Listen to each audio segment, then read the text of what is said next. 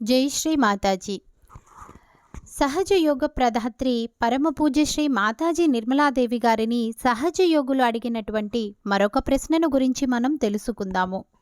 సహజ యోగుల ప్రశ్న: శ్రీ మాతాజీ, సంగీతానికి చక్రాలకు అలాగే సంగీతానికి కుండలినికి ఏమైనా సంబంధం ఉందా? శ్రీ మాతాజీ గారి వివరణ: మన శరీరంలో ఉన్న ఈ పంచభూత తత్వాలు చాలా ముఖ్యమైనవి. నేను మీకు చెప్పినట్లుగా ఈ పంచభూత తత్వాలే చక్రాల యొక్క స్వరూపాలు. అందుచేత మీరు సంగీతం ఆలపించినప్పుడు ఈ చైతన్య తరంగాలు సంగీత ధ్వనుల ద్వారా ప్రయాణించి ఆ చక్రాలను ఉత్తేజపరుస్తాయి.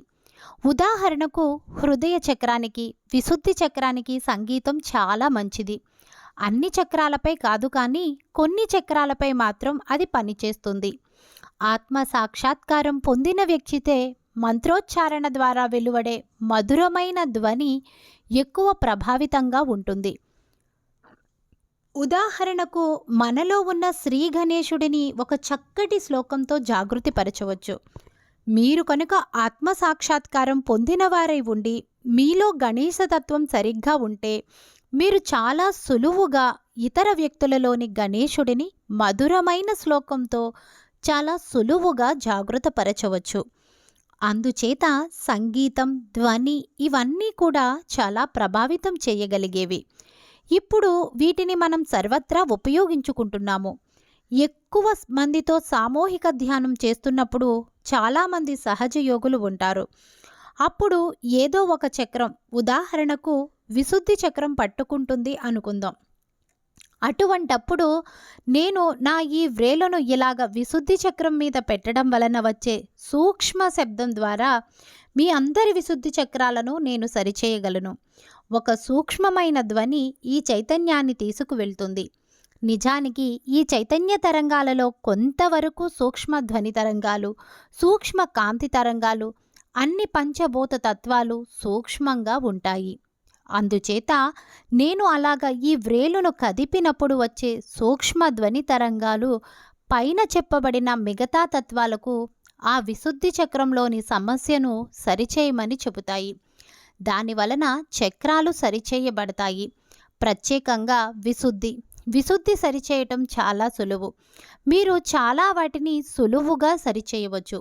ఎందుచేతనంటే విశుద్ధి చక్రం శబ్దకారకురాలు, ధ్వని తత్వంతో చేయబడింది.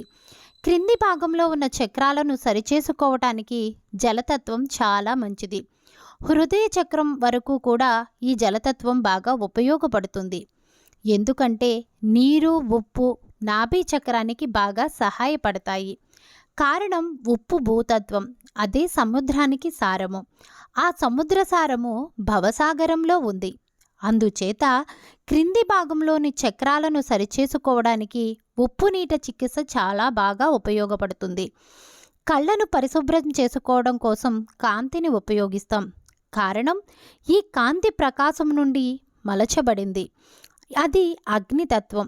ఆయా చక్రాలలో పేరుకుపోయిన మురికిని మరియు ఇతర అవరోధాలను అదే చక్రము యొక్క సంబంధిత మూలకము అంటే భూతత్వం, జలతత్వం, అగ్నితత్వం, వాయుతత్వం, ఆకాశతత్వం అవరోధాలను తన్మలోనికి గ్రహించడం ద్వారా ఆయా చక్రాలు పరిశుభ్రపడతాయి. ఆ మూలకము వాటిని తీసివేస్తుంది. భూమాతలో కూడా అనేకమైన తత్వాలు ఉన్నాయి. మిమ్మల్ని బాధిస్తున్నటువంటి అనేక సమస్యలను ఆమె తన తత్వం ద్వారా తొలగించగలదు. మీలోని భూతత్వంలో ఉన్న అసమతుల్యత వలన మీకు సమస్యలు వస్తాయి. మీ చక్రాలలో ఉన్న ఈ మూలకాలు ఉండవలసిన దానికన్నా ఎక్కువగా ఉండడం వలన అసమతుల్యత ఏర్పడుతుంది. అందుకే ఏదైనా అతిగా చేయటం అనేది పనికిరాదని నేను చెప్పాను. ఎక్కడైనా సరే పృథ్వీతత్వం అంటే భూతత్వం శ్రీ గణేశుడి ద్వారానే తెలియచేయబడుతుంది. శ్రీ గణేశుడి యొక్క రూపం భూతత్వం యొక్క స్వచ్ఛమైన గుణమే. ఒక్కటే పిల్లన గ్రోవికి 2 స్వరాలు ఉంటాయి.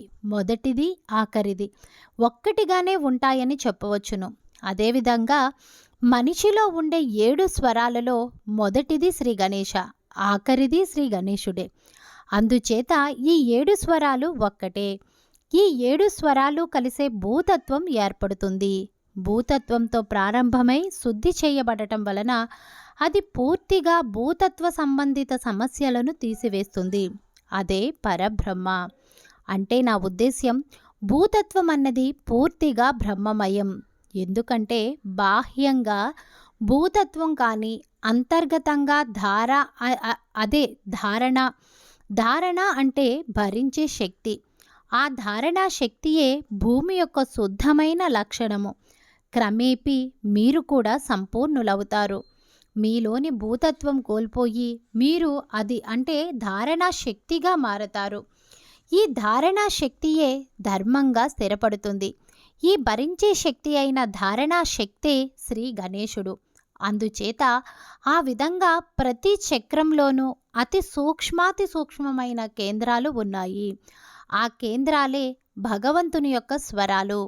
ఒక్కొక్క చక్రం వద్ద ఒక్కొక్క స్వరంతో, ఉదాహరణకు సరిగమ పదనిస, విభిన్న చక్రాలలోని విభిన్న శబ్దాలతో భగవంతుని శక్తి ఆయా చక్రాలలో పనిచేస్తుంది.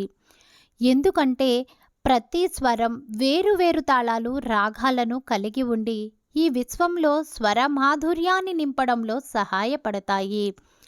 ఆ విధంగా మనకు 7 చక్రాలు, 7 స్వరాలు ఉన్నాయి.